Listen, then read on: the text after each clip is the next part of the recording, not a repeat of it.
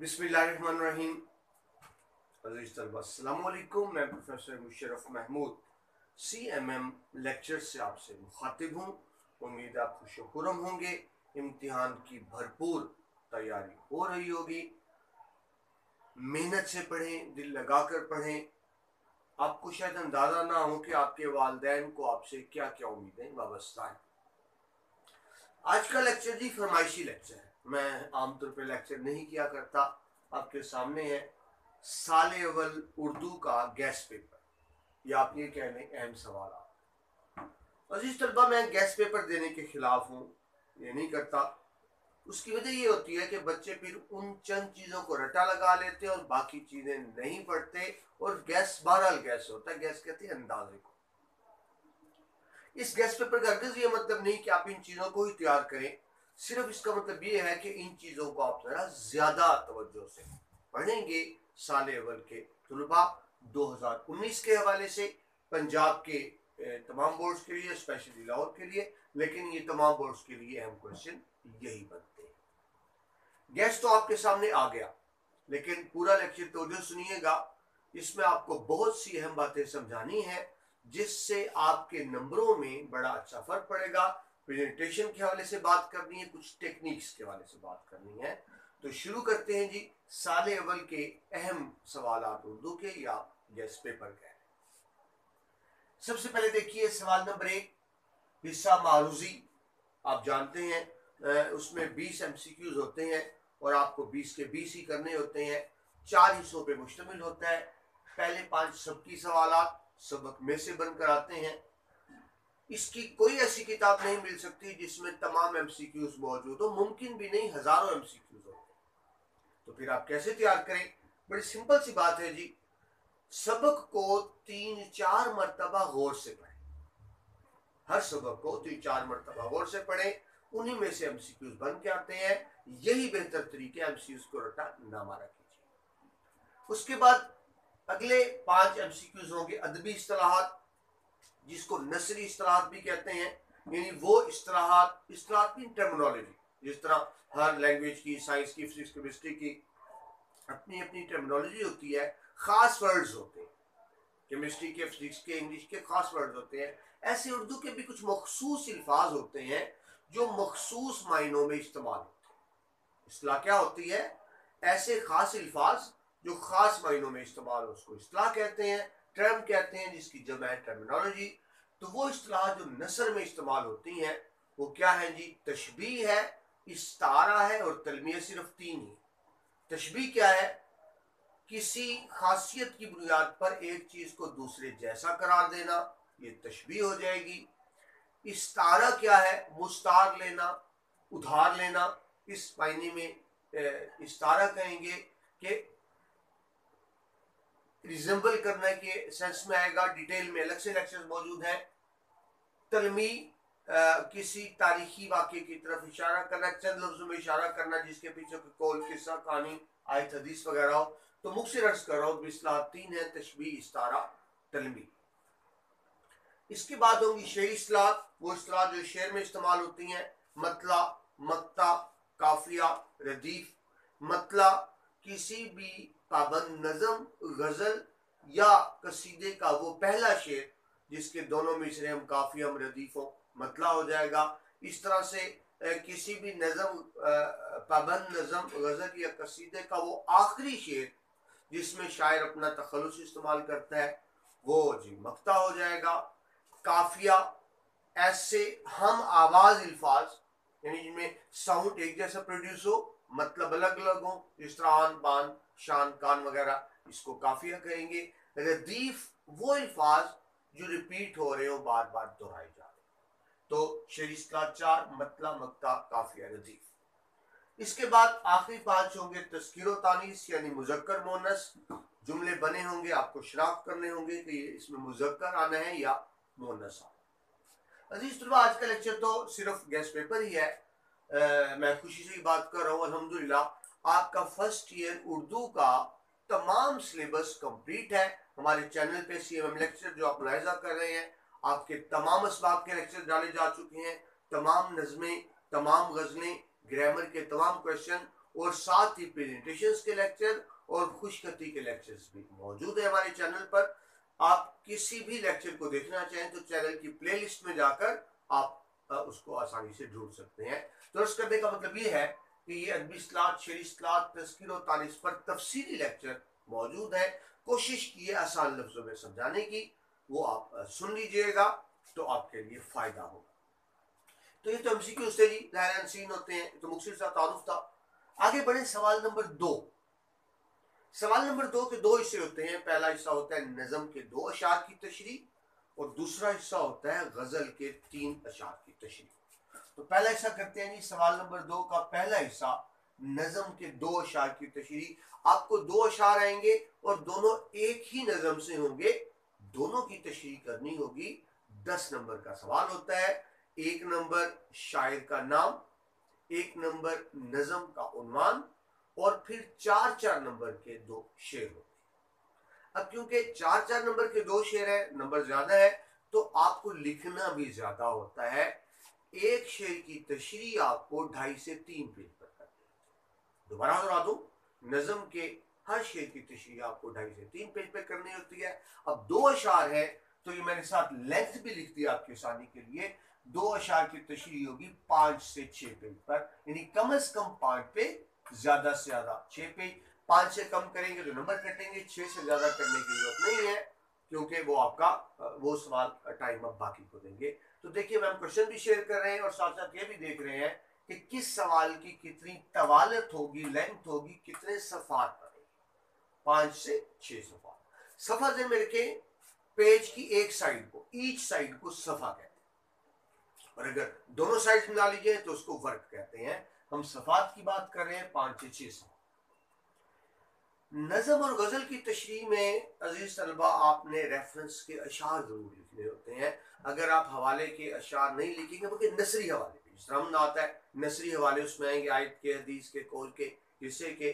तो अशार की तशरीह में शेरी हवाले और नसरी हवाले देंगे। खास तौर पर शेरी हवाले, अगर एक शेर की तशरीह में आपने शेर नहीं लिखे तो मुमकिन समझता है कि आपकी तैयारी नहीं है। हर सफ़े पे एक शेर जरूर हो। अब क्योंकि 2 से 2.5 सफ़े पे तशरीह कर रहे हैं आप, या 2.5 से 3 पेज पर, तो इसका मतलब ये हुआ कि हर शेर की तशरीह में कम से कम 2 अशार होने चाहिए। इन बातों पर अमल करेंगे तो आपको बड़े अच्छे मार्क्स आएंगे। वो अहम नज़में जो तशरीह के लिए आपकी किताब की अहम नज़में हैं 13 में से, उनमें से पहली नज़म हमद है, आपके सामने लिखा हुआ है। दूसरी नात है, तीसरी मुस्तकबिल की झलक, चौथी हिलाले इस्तकलाल, 5वीं खताब बाद जवानान इस्लाम और 6ठी नज़म है कताब। ये 6 नज़में वो हैं जो तशरीह के हवाले से अहम है। आगे बढ़ते हैं जी। सवाल नंबर 2 का दूसरा हिस्सा होगा गजल के अशार की तशरीह, और वो 3 शेर होंगे और एक ही गजल से। 1 नंबर होता है शायर के नाम का और 3-3 नंबर के 3 अशार होंगे। तो अब आपने क्या करना है, क्योंकि एक शेर के 3 नंबर है तो आप एक शेर की तशरीह करेंगे 1.5 से 2 सफ़े, यानी कम से कम 1.5 सफ़ा, ज्यादा से ज्यादा 2 सफ़े। 3 अशार हैं तो बात वहीं पे आ जाएगी, मिलके 5 से 6 सफ़े बनेगी। नज़म के 2 अशार थे तो उसकी तशरीह भी 5 से 6 सफ़ात पर। गजल के 3 अशार हैं तो उनकी तशरीह भी 5 से 6 सफ़ात पर ही करेंगे। अब क्योंकि नज़म और गजल एक ही नज़म से शेर है और एक ही गजल से है, तो शायर का नाम आप एक दफा लिखेंगे, हर शेर के साथ शायर का नाम लिखने की जरूरत नहीं होती। हवाले के शायर आप जरूर लिखेंगे। गजलियात में से मैंने 5 गजलें निकाली हैं जो इस दफा ज्यादा है। मैं तशरीह के वाले से पहले जी, हवाए दौर मैं खुशगवार राह में है, ख्वाजा हैदर आतिश की। दूसरी गजल खातिर से या लिहाज से मैं मान तो गया, दाग की, मिर्जा खान दाग की गजल। तीसरी असर उसको जरा नहीं होता, मोमिन खान मोमिन की गजल। चौथी न गवाओ नाव के नीमकश, दिले रेजा रेजा गवा दिया, फैज अहमद फैज साहब की गजल। और आखिरी कुछ गलत भी तो नहीं था मेरा तन्हा होना, अहमद उद्दीन कासमी की गजल। तो ये हमने शार देख लिए। आगे बढ़ते हैं सवाल नंबर 3 की तरफ। सबकी इक्तबास की तशरीह, पैराग्राफ की तशरीह आपको करनी होती है। 15 नंबर का सवाल होता है। 2 नंबर होते हैं हवाले मतन के, यानी 1 नंबर मुसन्नफ का नाम, 1 नंबर सबक का उन्वान, 3 नंबर होते हैं सियाक व सबाक के, 3 और 2 5 बने, 10 नंबर होते हैं पैराग्राफ की तशरीह के। तो ये 15 नंबर का सवाल है। आपको बोर्ड पैटर्न के मुताबिक 2 पैराग्राफ दिए जाते हैं और आपने उसमें से किसी एक की तशरीह करनी। ये आपका ऑप्शन है, नज़म गज़ल में ऑप्शन नहीं थी, ये ऑप्शन है कि 2 में से एक पैराग्राफ की आपको तशरीह करनी होती है। आपकी किताब के अजीज तलबा 14 असबाक हैं, तो आप हाफ कर लें, यानी एक पैराग्राफ पहले 7 असबाक में से होगा, दूसरा पैराग्राफ आखिरी 7 असबाक में से, यानी फर्स्ट हाफ और सेकंड हाफ में से। लेंथ इसकी देख लें, बल्कि अच्छी तरह से समझ लें। पहले सफे पर आपने सवाल लिखा 1-2 लाइनों में, एक लाइन खाली छोड़ दें, उसके बाद आप हवाला मतन लिखें, उसमें अभी आपको बताया 1 नंबर मुसन्नफ का नाम, 1 सबक का उन्वान, ये 2 नंबर तो हो गए। 2 चीजें आप और भी लिख सकते हैं, एक होता है माखिस और दूसरा होता है सिन्फ़े अदब। इनके नंबर नहीं होते, लेकिन आप लिख दें तो अच्छा इंप्रेशन पड़ता है। तो देखिए, दो लाइनें निकल गई सवाल में, उसके बाद एक लाइन खाली छोड़ दी, 4-5 लाइनें निकल गई हवाले मतन में। तो सफे पर बाकी बची 12-13 लाइनें, उस पे आप सियाक व सबाक लिखिए। बारह समझ लें, पहले सफे पे आपने सवाल लिखना है, हवाले मतन लिखना है और सियाक व सबाक लिखना है। सियाक व सबाक क्या होता है? आपने दिए गए पैराग्राफ को रिलेट करना होता है बाकी सबक से, नहीं बताना होता है कि एक पैराग्राफ तो आपको तशरीह के लिए दिया गया, आपने बताना होता है कि इससे पहले क्या बात हो रही थी और इसके बाद क्या बात हो रही थी। यानी दिए गए पैराग्राफ को, इक्तबास को बाकी सबक से मरबूत करना होता है, एक लिंक जोड़ना होता है कि इससे पहले क्या बात थी, बाद में क्या बात थी। एक बड़ी अहम बात उस बात में, उसमें आपने ये लोकेशन भी बतानी होती है, नहीं बताना होता है कि दिया गया पैराग्राफ सबक के तकरीबन शुरू से दिया गया है या वस से दिया गया है या आखिर से लिया गया है, ये आपने लाजमन बताना होता है और मार्कर से हाईलाइट करना होता है। ठीक है जी, ये एक सफा मुकम्मल हुआ। पहले सफे पर क्या लिखा आपने? सवाल, हवाले मतन और सियाक व सबाक। इसके बाद आप अगले सफे से, नए सफे से तशरीह शुरू करेंगे और उस तशरीह होगी कम से कम 2 से 3 सफात की, क्योंकि तशरीह 10 नंबर। पहले पे सवाल, हवाले मतन, सियाक व सबाक और इन एडिशन 2 से 3 सफों पे तशरीह। तो मिलके कितने बने? कम से कम 3 सफात, ज्यादा से ज्यादा 4 सफात। इसमें एक बड़ी अहम बात ध्यान में रखिए, बच्चे अक्सर गलती करते हैं। अभी आपसे इसकी सियाक व सबाक है 3 नंबर का, पैराग्राफ की तशरीह है 10 नंबर की। बच्चे क्या करते हैं? एक पेज सियाक व सबाक का, एक तशरीह का। कॉमन सेंस की बात है, जिसके 3 नंबर है उसके लिए कम लिखे। उसके लिए भी आपको बताया सियाक व सबाक के लिए 10-12 लाइनें काफी हैं। तशरीह 10 नंबर की है, उसके आप 2 से 3 सफात तहरीर करेंगे।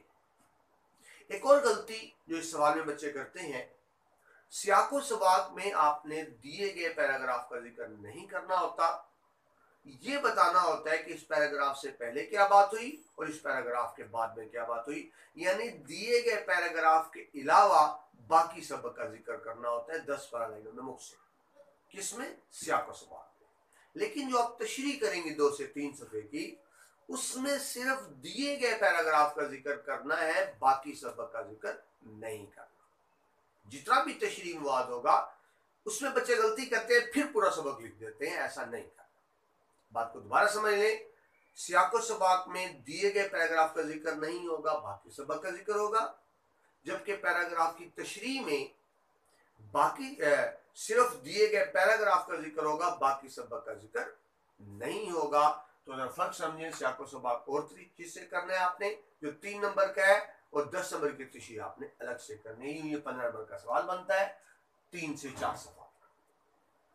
मैंने आपके 14 असबाक है, 5 असबाक निकाले जो इस बार ज्यादा है। मैं निस्बतन पैराग्राफ की बात की तशरीह के लिए पहला सबक है आपका उसना सल्लल्लाहु अलैहि वसल्लम, दूसरा सर सैयद के अखलाक व खसाइल, तीसरा लिखा ओवरकोट, चौथा है जी लाहौर का जोग्राफिया, और 5वां है क्या वाकया ही दुनिया गोल है जी। इसके बाद बढ़े जी सवाल नंबर 4 की तरफ, सबकी खुलासा। यहां भी ऐसा ही है जी, 2 दिए गए होंगे आपको, 2 में से आपने 1 करना होगा।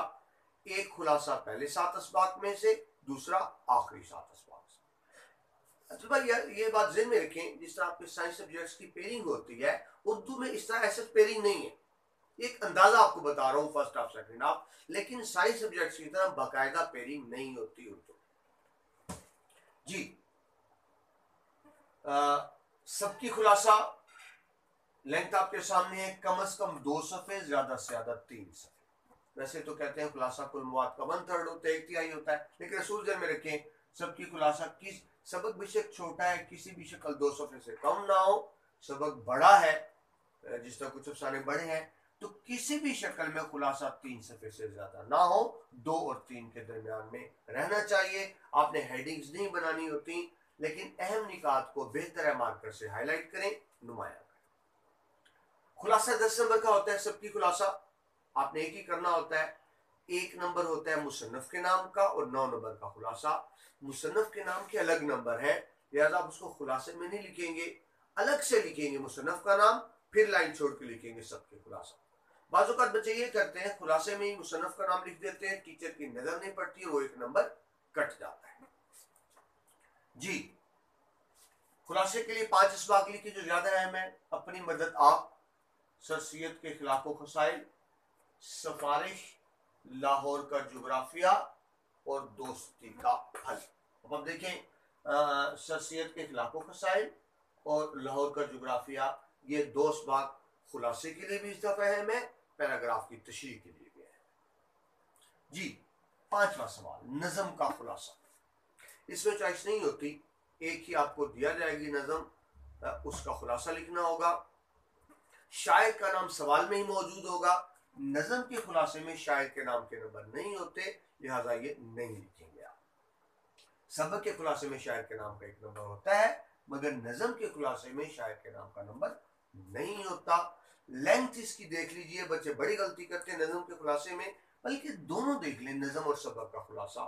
खुलासा इस तरफ ऐसी चीज है, जरूरत से कम लिखेंगे तो भी आपके नंबर कटेंगे, जरूरत से ज्यादा लिखेंगे तो भी नंबर कटेंगे। तो सबकी खुलासा तो आपको बताया 2 से 3 सफ़ात।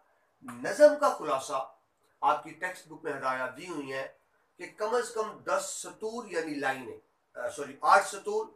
नज़म का खुलासा कम से कम 8 लाइनें हो और ज्यादा से ज्यादा 12 लाइनें। अगर आप 8-10 लाइनों से कम लिखते हैं नज़म का खुलासा तो भी नंबर कटेंगे, और अगर 12-14 लाइनों से ज्यादा लिखेंगे तो भी नंबर कटेंगे। याद रखें, खुलासे का असूल ये होता है, बाकी सवाल आप जितना ज्यादा लिखते हैं ज्यादा नंबर मिलते हैं, लेकिन खुलासे में अगर आप ज्यादा लिखेंगे तो नंबर आपके कटेंगे, भले वो नज़म का खुलासा हो या सबक का खुलासा। नज़म को दोबारा मैं अर्ज कर दूं, खुलासा किस तरह से लिखना है, आपको बड़ा आसान सा असूल बताता हूँ नज़म को खुलासा लिखने का। देखिए, अगर किताब में 5 अशार है, आपको एक नज़म के 5 अशार है, खुलासा लिखना है, तो 5 अशार के मिसरे बने 10, एक एक मिसरे को एक एक लाइन में बदल दे तो 10 लाइनों का बेहतरीन खुलासा बन गया। 6 अशार है तो 12 मिसरे बने, 12 लाइनों में खुलासा बन गया। अगर 7 अशार है तो 14 मिसरे बने, 13-14 लाइनों में भी चला जाए तो कोई हर्ज नहीं। लेकिन बाज नज़में तवील है, जिस तरह मैदान करबला या तस्लीमुर रज़ा है, तो ज़हन में रखें नज़म कितनी भी बड़ी हो, मगर खुलासा किसी भी शक्ल 13-14 लाइनों से ज्यादा नहीं होगा। आप फिर उसको मुख्सिर करेंगे। कम दोबारा दोहरा दूं, नज़म को खुलासा कम से कम 8-10 लाइनें, ज्यादा से ज्यादा 12-14 लाइनें, लेकिन एक शर्त यह भी है कि उसमें सारी नज़म की अहम बातें आ जाए। ये नहीं कि कोई बात लिखी और छोड़ दें, इस तरह भी ना हो, वरना नंबर कटेंगे। 5 नज़में लिखी जो खुलासे के एतबार से हैं। मैं पहली मैदान करबला में सुबह का मंजर, दूसरी नज़म बरसात, तीसरी नज़म पैगाम, चौथी ऑब्स्ट्रैक्ट आर्ट, 5वीं लोकल बस। ये हो गया जी सवाल नंबर 5। आगे बढ़े, सवाल नंबर 6। ये 3 हिस्सों पर मुश्तमिल होता है। सवाल नंबर 6, मुकालमा जिसको आप डायलॉग कहते हैं, या रुदात, रुदात जिसको आप रिपोर्टिंग कहते हैं, वाकया बयान करना, रोजनामचा जिसको आप डेली डायरी कहते हैं। तो 3 चीजें होती हैं, मुकालमा, रुदात, रोजनामचा।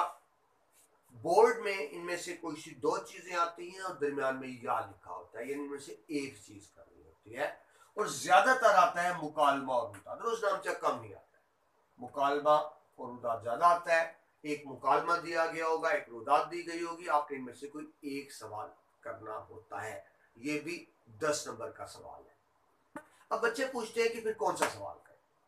मुकालमा डायलॉग है, गपशप चल जाती है। अगर आपकी तैयारी नहीं है, सही तैयारी नहीं है, तो फिर मुकालमा करें, और अगर आपकी सही तैयारी रुदात की है तो फिर रुदात। रुदात की सही तैयारी है, दोबारा सुन लीजिए, तो रुदात लिखे, वरना मुकालमा लिखे, क्योंकि मुकालमे में ज्यादा तैयारी की जरूरत नहीं होती, मगर कभी कभी रुजनामचा भी आ जाता है। लेंथ आपके सामने है जी। मुकालमा क्या होता है? दो अफराद हैं, एक ही मौजू पर गुफ्तगू कर रहे हैं, लेकिन एक दूसरे से ख्यालात मुख्तलिफ है, उसको मुकालमा कहेंगे। इसकी लेंथ है 3 से 4 सफ़ात, कम से कम 3 सफ़े, ज्यादा से ज्यादा 4 सफ़े। किस किस का मुकालमा आ सकते हैं? 6 ज्यादा में उस्ताद और शागिर्द का मुकालमा, बहस हो रही है निज़ाम तालीम पे, मुस्तकबिल पे, कैरियर पे, जो मर्जी आप बना लें। डॉक्टर और मरीज का मुकालमा, मालिक मकान और किराएदार का मुकालमा, मालिक मकान चाहता है मुझे किराया ज्यादा मिले, जल्दी मिले, किराएदार चाहता है सस्ता मिले, तो आप उस हिसाब से बनाएंगे। दुकानदार और ग्राहक का मुकालमा, किताब बीनी यानी किताब पढ़ने, बुक रीडिंग के वाले से दो दोस्तों में मुकालमा, और निज़ाम तालीम पे मुकालमा कि हमारा निज़ाम तालीम कैसा। इनमें से ये निस्बतन मुकालमे ज्यादा है। मैं मगर एक बात ज़हन में रखिए, साल अव्वल और दो में जो ग्रामर का पोर्शन होता है अनसीन होता है, क्योंकि आप जानते हैं बोर्ड की ग्रामर की बुक है नहीं, ये कहीं से भी आ सकते हैं। मगर पिछले जब हम 10-12 साल के पेपर सामने रखते हैं तो यही वो मुकालमे हैं जो बार बार आ रहे हैं, मगर होते अनसीन है, ज़हन में रखिएगा जी। मुकालमे के साथ याद है, चाइस में दूसरा सवाल है तो रुदात। रुदात होता है रिपोर्ट करना। मैंने एक वाक्य अपनी आंखों से देखा और उसको कलम से तहरीर कर दूं ताकि दूसरे लोग भी जान जाएं। जिस तरह आप टेलीविजन में लिखते हैं, मुख्तलिफ इवेंट की रिपोर्टिंग कर रहे होते हैं, उसको कहते हैं रुदात। ये भी 3 से 4 सफ़ात की होती है, मुकालमे की तरह ही। मैंने 5-6 रुदादें लिखी। एक तकरीब तकसीम इनामात, जिसको आप प्राइज डिस्ट्रीब्यूशन सेरेमनी कहते हैं, कॉलेज में हो रही है। दूसरा अलविदाई तकरीब, फेयरवेल पार्टी, उसकी रुदात आप लिखेंगे। योम पाकिस्तान 23 मार्च के हवाले से। तारीखी मकाम की सैर, आपका कॉलेज का ट्रिप गया है, आप उसकी रुदात लिख रहे हैं। मुशायरे की रुदात, शायर बैठे, और एक मुबाहिसे की रुदात। मुबाहिसा क्या होता है? मौजू एक ही होता है, एक ने उसके हक में बोलना होता है, एक ने खिलाफ बोलना होता है, तो रुदात भी आ सकती है। छठे सवाल में आपको बताया मुकालमा, रुदात और रुजनामचा, इन तीन में से दो चीजें आती हैं और आपको इम्तिहान में एक करनी। ये रोजनामचा, डेली डायरी, आप रोज रात को लिखें कि मेरा आज का दिन कैसे गुजरा, ताकि आपके पास रिकॉर्ड भी रहे और आपको पता भी चले कि आप क्या कुछ करते रहे हैं। डेली डायरी आमतौर पे 1 सफ़े की होती है रूटीन में, मगर ये क्योंकि 10 नंबर का सवाल है तो यहाँ आप 1 सफ़ा नहीं बल्कि 1 से 2 सफ़े तक लेके जाएंगे।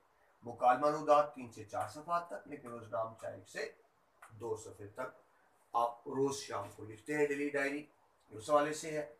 4 ज़्यादा है हमें, तालिब इल्म की डायरी रोजाना की, उस्ताद की डायरी, डॉक्टर की डायरी और सरकारी मुलाजिम की डायरी कि उनका दिन कैसे गुजरता है। तो भाई छठा सवाल था मुकालमा, रुदात, रोजनामचा।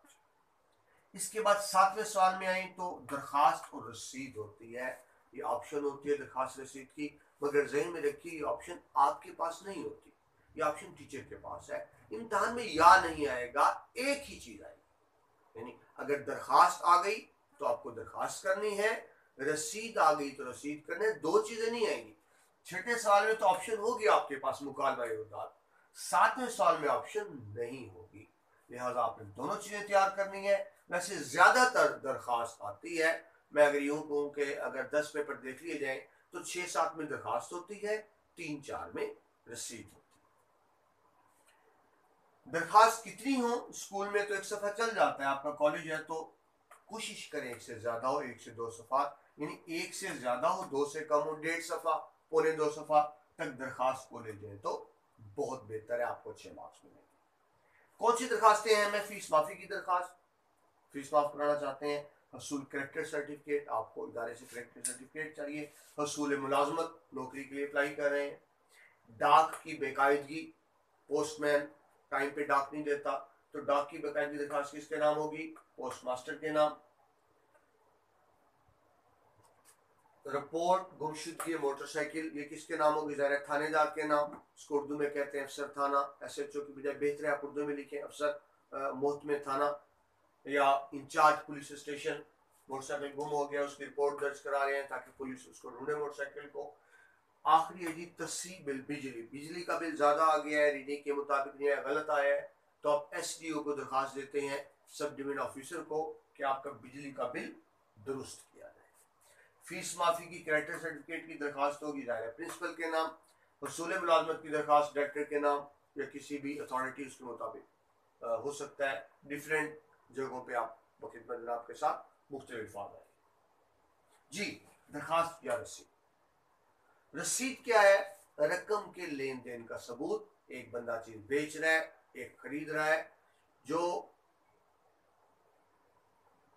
खरीदार होगा वो पैसे देगा और चीज लेगा, और जो बेचने वाला होगा वो चीज देगा और साथ रसीद लिख कर देगा कि मतलब मैंने आपको चीज बेची है। रसीद एक सफे की काफी होती है, एक अच्छा लगता है प्रेजेंटेशन, तो इसका मिनिमम भी एक है, मैक्सिमम भी एक है। रसीद किसकी हो सकती है? किराए मकान की, कि किराएदार ने किराया दिया, मालिक मकान रसीद लिख कर देगा कि मैंने किराया वसूल कर लिया है। वसूली वजीफा की रसीद, स्कॉलरशिप की, कर्ज हसना। कर्ज हसना कहते हैं वो कर्ज जो बगैर सूद के, विदाउट इंटरेस्ट कर्जा लिया उसकी रसीद। और एक आमतौर पे जानवर की आ जाती है वसूली कीमत। भैंस, बड़ा जानवर है तो गाय भैंस, छोटा है तो बकरी भैंस वगैरह, सॉरी बकरी बकरा भेड़ दुम्बा, इस तरह के आते हैं। बड़े जानवर के साथ अदद नहीं लिखा जाता, एक अदद गाय भैंस नहीं, और वो टेक्निकल बात बताऊं आपको, एक रास, अदद के लिए रास होता है, एक रास गाय एक रास भैंस।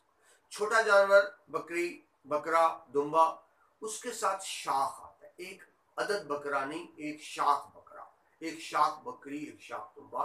बड़े जानवर के साथ रास, छोटे जानवर के साथ शाख। ये खास आपने ख्याल रखना है अगर जानवर की रसीद। इसके पास 7 सवाल हुए। 8वां सवाल है तलखीस निगारी का।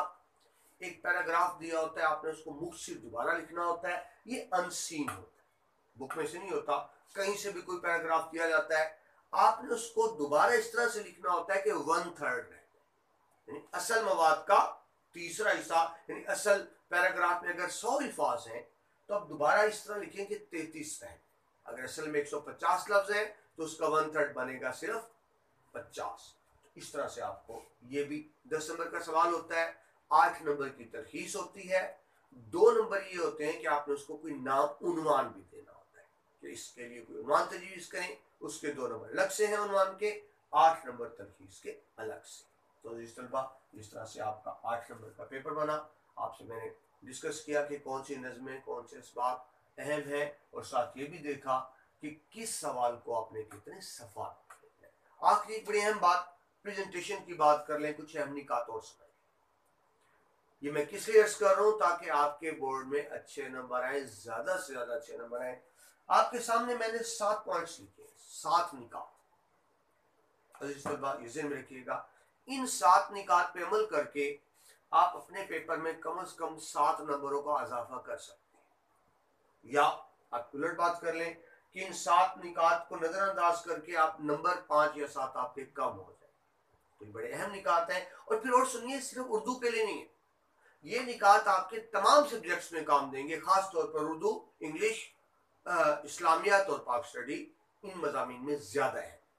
तो इनको तवज्जो समझ लें। ये कुछ टेक्निक्स हैं अच्छे नंबर लेने की। नंबर 1, हर सफे पर 2-3 पैराग्राफ शुरू करें। आप किसी भी सब्जेक्ट की कोई बुक देख लें, ऐसी आपको कोई बुक नहीं मिलेगी जिसमें पैराग्राफ ना बने हो। पैराग्राफ जरूर बनाए, 2 से कम ना हो, 3 से ज्यादा। दूसरा पॉइंट देखिए जी, अहम निकात को मार्कर से नुमाया करें। आपने हेडिंग्स नहीं बनानी थी, मार्कर से हाईलाइट करें। ये बहुत अहम पॉइंट है। जब आप पॉइंट्स को हाईलाइट करते हैं, टीचर को पेपर चेक करने में आसानी होती है। और याद रखें, आप टीचर को पेपर चेक करने में जितनी आसानी देंगे, जितना फैसिलिटेट करेंगे, वो खुश होकर आपको उतने ही ज्यादा नंबर देगा। Number 3, cutting, over writing, remover से गुरेज करें। पहले तो कोशिश करें ना हो कटिंग। देखिए आप सारा सफा साफ सुथरा लिखते हैं, एक जगह पर कटिंग आए तो नजर वहीं पर रुक जाती है जहां पे कटिंग ना करें, ओवर राइटिंग ना करें। ये तो आप जानते हैं, रिमूवर राइट कर तो अलाउ ही नहीं होता बोर्ड में। पहली कोशिश तो ये करें कोई लफ्ज गलत ना हो। अगर हो गया तो क्या करें, साइड पे ब्रैकेट्स डालकर ऊपर छोटा सा क्रॉस लगा दें। कटिंग ओवर राइटिंग ना करें, उससे बहुत बुरा इंप्रेशन पड़ता है, नेगेटिव इंप्रेशन पड़ता है। नंबर 4, इब्तदाइया पुरमाइनी और इख्तितामिया बामकसद। देखिए इंसानी नफ्सियात है, जब टीचर पेपर चेक करता है शुरू में 2-3 लाइनें जरूर पढ़ता है, ये देख उन 2-3 लाइनों से अंदाजा कर लेता है कि बच्चे ने तैयारी करके दी है या कब लगाई। और पेपर चेक करते करते नंबर कहाँ लगाते हैं वो सवाल के एंड पे, तो आखिरी लाइनें भी जरूर पढ़ता है। आपके पास मटेरियल जो भी है कोशिश करें जो भी दस्तयाब मटेरियल है इब्तदाई लाइनें और आखिरी लाइनें अच्छी हो, इंप्रेसिव हो, ताकि आप अच्छे नंबर ले सकें। बड़ी अहम टेक्निक होती है अच्छे नंबर लेने। नंबर 5, अशार की तशरीह में बेशक नज़म के अशार या गजल के मुकालमा में रुदाद में हवाला जात जरूर है। हवाला नसरी हवाला भी हो सकता है, शेरी हवाला भी हो सकता है। शेरी हवाले की ज्यादा अहमियत होती है, लेकिन नसरी हवाला हो तो भी बेहतर है शेरी हवाले के साथ। नज़म की तशरीह में, गजल की तशरीह में, मुकालमे में, रुदाद में रुजनामचा कम होता है, लेकिन उसमें भी अगर कोई बहुत अच्छा शेर है तो उसमें भी आप लिख सकते हैं। मगर याद रखिए खुलासे में आप शेर नहीं लिखें, क्योंकि खुलासे में आपने सिर्फ वो बात लिखनी है जो सबक में मौजूद है। शेर लिखना गलत होता है जी। 6वां सवाल पॉइंट्स, नया सवाल नए सफे से शुरू। ये आदत बना लें, नया क्वेश्चन नए सफे से। बच्चों में बुरी आदत होती है, बाद बच्चों में 3-4 लाइनें रह जाती है, वहां से नया सवाल शुरू कर देंगे, या सवाल का एंड क्या करेंगे, अगले सफे पर 2-3 लाइनें लिख के एंड कर देंगे। बेटा बहुत बुरा लगता है। अप्रोच बनाए, नया सवाल नए सफे से। ये इस तरह प्रेजेंटेशन अच्छी लगती है। जो लाइनें बच गई हैं उनको क्रॉस कर दें, नया सवाल नए सफे से शुरू करें। आखिरी पॉइंट जो बहुत अहम है, जवाबात के लिए वक्त की मुनासिब तकसीम करें, टाइम डिस्ट्रीब्यूट करें। ये नहीं आपको सवाल आता है लिखते जा रहे हैं और बाद में पता लगता है टाइम खत्म हो गया, आपके सवाल रह गए। आप जहन बनाकर चले कि सवाल को कितना टाइम देना है ताकि सारा पेपर हल कर सके। आमतौर पर बात तजर्बा यही है, हम साल साल बच्चों को पढ़ाते हैं, पेपर के बाद बच्चों से पूछे हाँ जी सुनाई कैसा हुआ पेपर, तो क्या कहेंगे, सर आपने बहुत अच्छा पढ़ाया, हमने बड़ा एंजॉय किया, बड़ा मजा आया, बड़ी तैयारी की, आता था पेपर, लेकिन क्या करें टाइम थोड़ा था, पेपर बड़ा था। इसका मतलब ये हुआ कि आपने पूरा पेपर किया ही नहीं। क्यों नहीं किया, होश नहीं था टाइम का। वक्त का ख्याल रखें कि किस सवाल को कितना टाइम देना है। इसके लिए मेरा एक फार्मूला है 1 to 5 का। आपकी स्पीड 1 to 5 की होनी चाहिए। 1 to 5 की स्पीड से चलेंगे तो बात बनेगी, वरना नहीं बनेगी। मेरे स्टूडेंट्स मुझे 1 to 5 के वाले से जानते हैं एक तारुफ के तौर पे। अब बात समझ ले 1 to 5 का फार्मूला क्या है। अजीज तलबा, बोर्ड में एक नंबर के लिए 2 मिनट, यानी जितने नंबर का क्वेश्चन उससे डबल मिनट। नज़म का खुलासा 5 नंबर के, आपको 10 मिनट मिलेंगे। सबकी खुलासा 10 नंबर का है, 20 मिनट मिलेंगे। पैराग्राफ की तशरीह 15 नंबर की है, 30 मिनट मिलेंगे। तो जितने नंबर का सवाल होता है उससे डबल मिनट होते हैं। एक नंबर के लिए आपको 2 मिनट मिलते हैं और आपने कारनामा क्या करना है, उसमें कम से कम 5 लाइनें लिखनी है, कम से कम 5। एक नंबर के लिए 2 मिनट में कम से कम 5 लाइनें लिखनी है। मैं अर्ज कर रहा हूं 5 लाइनें कम से कम है। जिन्होंने अच्छे नंबर लेने हैं वो 2 मिनट में 6 लाइनें भी लिखेंगे। जिन्होंने पोजीशन लेनी है वो 2 मिनट में 7 लाइनें भी लिखेंगे। लेकिन कम से कम रफ्तार आपकी ये हो कि 2 मिनट में 5 लाइन लिख सकें। अगर आपकी रफ्तार नहीं है तो फिर आप पूरा पेपर नहीं कर पाएंगे। दोबारा समझ लें, 1 to 5 का फार्मूला क्या है। एक नंबर के लिए 2 मिनट में आप कम से कम 5 लाइनें तहरीर करें तो तभी पेपर मुकम्मल होगा।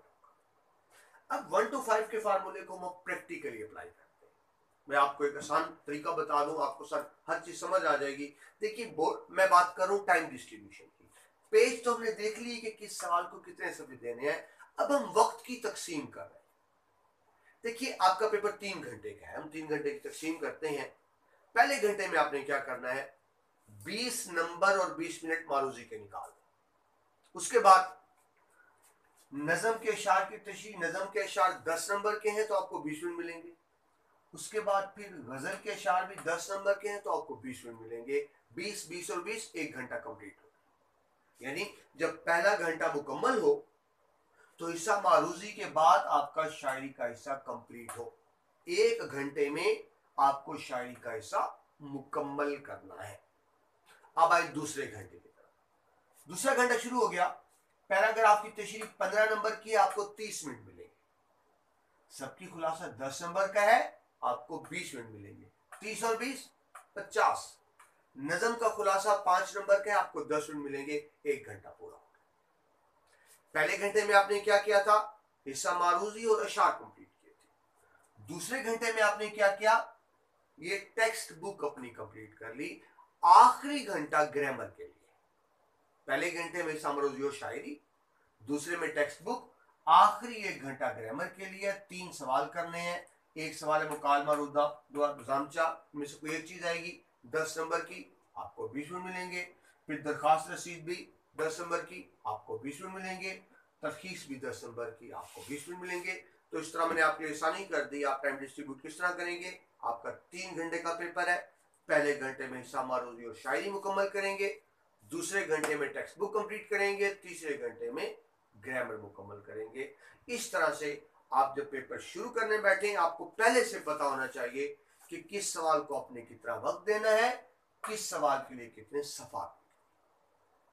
आखिरी बात, बच्चे ये भी पूछते हैं कि सर बोर्ड में एक्स्ट्रा शीट्स नहीं मिलती, वो ना हो हम ज्यादा लिखें और शीट्स कम पड़ जाए, उस डर से कम लिखते हैं। और होता क्या है, बाद में बहुत सी शीट्स बच जाती हैं।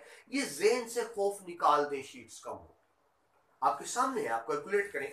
मैंने आपके सामने लिखे कि कम से कम सफात 5 5 3 2 1 3 3 1 1, तो ये कितने बनेंगे, 5 नंबर नजम की तशरीह के, 5 गजल की तशरीह के, 10 पेजेस बन गए। 3 सफात ले लें पैराग्राफ के, 13 बन गए। 2 15 बन गए और 1 16 बन गए। अब इन 3 में से आपने एक सवाल करना है, मुकालमा रुदा, तो 16 में 3 शामिल कर लें, 19 बन गए। इस तरह दरखास्त रसीद में से भी एक करना है, तो एक ये शामिल कर लें, 20 बन गए और एक तलखीस निकालेगा। तो देखिए टोटल पेजेस बने 21। अगर आप मिनिमम लेंथ पे लिखते हैं तो सफे बनते हैं सिर्फ 21, और बोर्ड में मिलनी है आपको 32 सफात की शीट। अब आ जाए मैक्सिमम पे। अगर आप मैक्सिमम लिखते हैं तो 6 और 6 12 और 4 16 और 3 19 और 1 20। इन 3 में से आपको एक ही करना होगा तो 24, इन 2 में से एक करना होगा 26 और 2 28। तो देखिए अगर आप मैक्सिमम भी लिखते हैं तो तब भी 28 सफ़े बनते हैं। मिनिमम पे 21 सफ़े, मैक्सिमम पे 28 सफ़े। बोर्ड में 32 सफ़े की शीट होती है। एक अफवाह है कि शीट्स कम होगी, ऐसा बिल्कुल भी नहीं है, आपको 32 सफ़े की शीट मिलेगी। तो देखिए आप मैक्सिमम भी लिखते हैं तो शीट खत्म नहीं।